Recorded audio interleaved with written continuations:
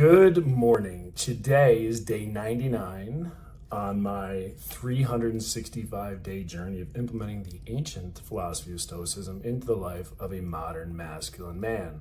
Why? So we can create fortitude. What's that? It is the strength of mind. And why is that important?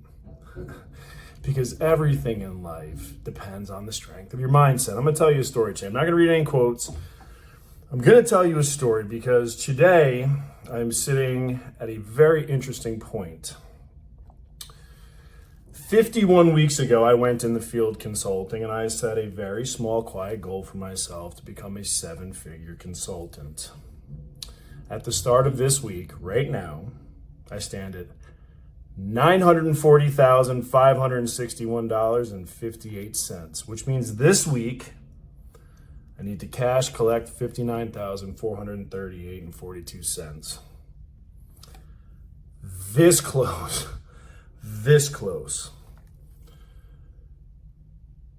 And it's going to take me to my story. It was my junior year in high school.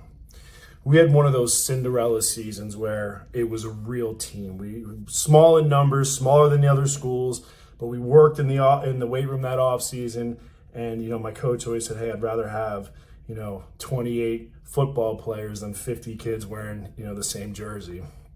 And we went to the league championships that year, and we drove all the way down to the end zone late in the fourth quarter. I went wide on a handoff, and I fumbled the ball right near the end zone. The other team covered, won the game, went on to sectionals. We lost. I have replayed that play in my head thousands of times. I couldn't remember one other game that entire season until just yesterday when I saw one of my former teammates posted an old news article from that season. And I remember I actually had a great season that year. I think I led the league in scoring. I didn't remember that. I remembered the fumble. I remembered the entire team counting on me to put that goddamn ball in the end zone, and on the fucking 4-yard line, I put it on the ground. I swore to myself that day. I said, listen, motherfucker, you are never getting this close to the goal line and fumbling again. And I'm reflecting on that today because I know Stoicism tells me that I shouldn't want these goals. I understand that.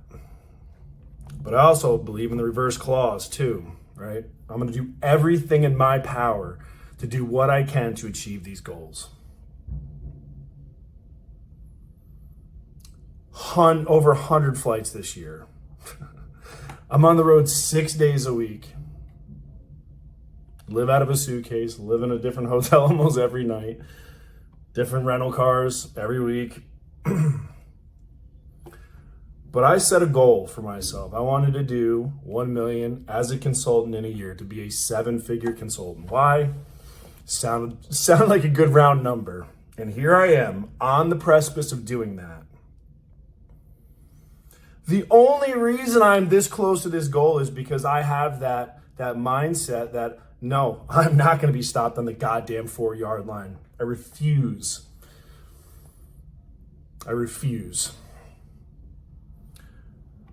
This weekend was illuminating for me because I went to a work conference, and it was a big annual retreat for the top people in my industry. The number one guy in the company, as a PM, which I am now a PM, project manager, which means I oversee multiple consulting projects, not just my own, multiple. He did 19 million last year. Holy fuck. 46 years old. So am I. Former Marine. So am I. He was homeless. So was I. We started to find these similarities, and we started looking, and it's almost eerie. We look very similar, shaved head, short crop beard. He's a little darker complexion. I'm like the lighter version. He's the darker version. We carry ourselves in the same mannerisms. And I realized there was a guy that came up and kind of, hoofed at us being Marines. We both looked at him because he's in the Army and he was significantly more rotund than both of us, who are incredibly lean. And that just goes to show you, right? The tip of the spear is a different world, and it's not meant for everybody. I accept my fate. This is the life I chose. I choose to push myself to this level. I enjoy it. I enjoy the pain. I enjoy the challenge. Sometimes I get frustrated when it's not hard enough. And so I don't know if I'm a mix between Epictetus and Marcus Aurelius, because I don't do this for monetary goods. As a matter of fact, everyone who loves me, who's in my life, is on my ass. Shawn, stay in better hotels. You can rent the better cars. You can upgrade those airline tickets. Yes. I know I should probably take better care of myself out in the field. I understand that. In my mindset, I'm a warrior. That's the mindset I have. And I go out and do battle every single day. And this is a battlefield, right? This is not the rear. This is not behind the wire, right? This is the trenches. This is an active combat zone. So no, I don't need to get comfortable. I need to stay resilient. I need to stay hard. I need to stay focused. I need to stay grounded. I need to maintain my clarity, focus on my purpose. Hear the banging out there? South Dakota. They're making these big turbine things, and they send them to Wyoming. This is an important week for me. This close to the goal line. I can do it this week. I got 2 open projects running right now, and I got to get one open this week myself, and I will put this fucking ball in the end zone. And that's the next goal. That's what it is. Check. Next. No fanfare, no applause. Just know that I did it. It doesn't matter. Do the next thing. Keep moving on. So I went off script today. I went off script today a little bit, because it's important to recognize reflection. Yes, we don't look back, right? And a quote from Seneca today: as soon as you look backwards, you're staring death in the face. How do we learn, though? And that's why Stoics do constant daily reflections. And some of those lessons stick with us.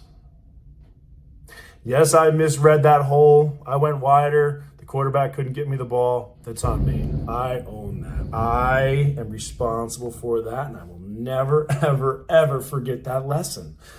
So now, this week, the ball was just snapped.